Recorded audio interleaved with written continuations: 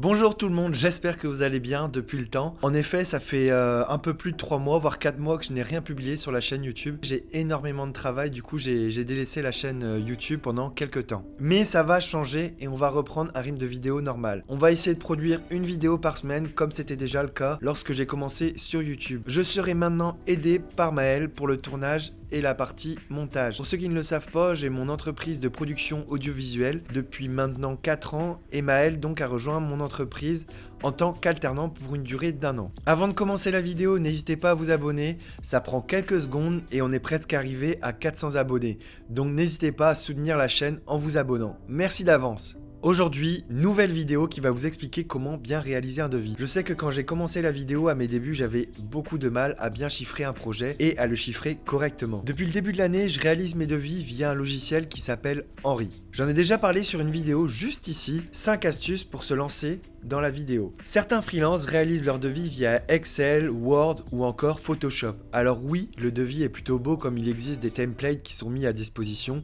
Mais ce qui importe beaucoup le client, c'est le chiffre qu'il y aura en bas du devis. Si on réalise des devis sur Word ou Excel, on ne peut pas avoir un suivi précis des devis en attente, ainsi que la date de prise des décisions concernant le devis. Henri possède donc plusieurs avantages, dont les principaux, la gratuité, les services préenregistrés dans le logiciel, le suivi des devis en cours, le suivi des devis transformés, ainsi que le suivi du chiffre d'affaires par mois. Alors pour commencer cette initiation au logiciel Henri, il faut d'abord créer un compte. C'est plutôt assez simple, il faut renseigner ces différentes informations obligatoires sur vos devis, votre adresse, vos coordonnées, votre numéro de SIRET, etc. Si vous êtes auto-entrepreneur et que vous faites moins de 34 400 € de chiffre d'affaires, il ne faudra pas oublier d'inscrire en bas de vos devis que vous n'êtes pas assujetti à la TVA. C'est très important et c'est une obligation légale. Après avoir créé son compte et rempli les différentes informations, vous allez pouvoir faire votre premier devis. Pour réaliser votre premier devis, on va partir sur une prestation d'une demi-journée de tournage au sol avec 2 jours de montage derrière. Vous êtes libre d'inscrire le montant que vous souhaitez. Les tarifs que j'applique là sont les tarifs que j'utilisais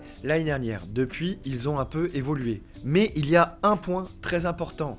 Ne vous dénigrez pas. Si la personne vous a contacté, c'est que votre travail lui plaît. Donc il est important d'appliquer les tarifs qui vous semblent le plus justes. Vous enregistrez donc le nom de votre client et ses coordonnées. Vous allez pouvoir enregistrer la demi-journée de tournage et ainsi gagner du temps si un autre client vous demande une vidéo sur une demi-journée de tournage par exemple. Ensuite, vous cochez le mode multiligne pour avoir plus de liberté sur la description de votre service. C'est très important de décrire votre prestation pour que votre client comprenne ce qu'il paye.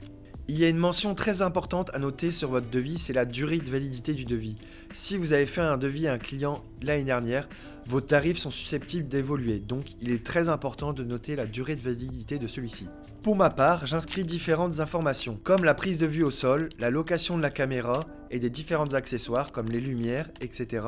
Les défraiements pour ma part sont inclus dans le prix dans la limite du raisonnable bien sûr. Ici, il s'agit uniquement de l'essence et l'usure de la voiture, car il s'agit d'une demi-journée de tournage. Il n'y aura pas de défraiement repas à prévoir ou encore de logement pour le soir. Vous avez donc saisi votre premier service. Il vous reste donc à enregistrer la partie montage. C'est un forfait à la journée, vous pouvez choisir journée dans la partie unité. Vous indiquez également les différentes spécificités de la vidéo comme le dérochage, le montage, l'étalonnage et l'export de la vidéo finale. La durée de la vidéo est importante aussi, la musique sous copyright si vous utilisez des plateformes comme Artlist ou MusicBed, ainsi que le mode de livraison si vous livrez la vidéo avec une clé USB ou juste via un lien comme WeTransfer. Vous avez donc vos deux prestations, votre prestation tournage et votre prestation montage. Vous n'avez plus qu'à vous relire et valider le devis. Vous pouvez envoyer directement le devis via Henri. Pour ma part, c'est personnel, mais je préfère l'enregistrer sur mon PC et l'envoyer via ma boîte mail. Je trouve que ça fait plus personnel d'envoyer le devis avec sa propre boîte mail et il se peut que l'adresse Henri soit bloquée dans les spams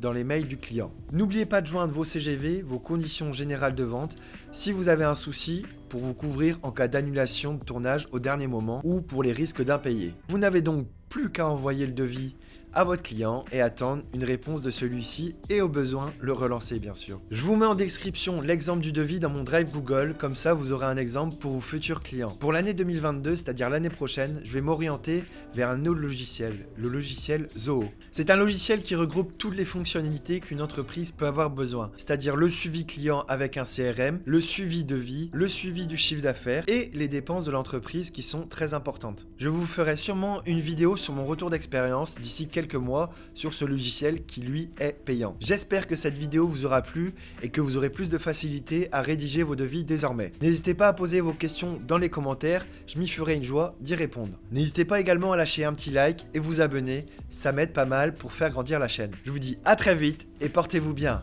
Ciao!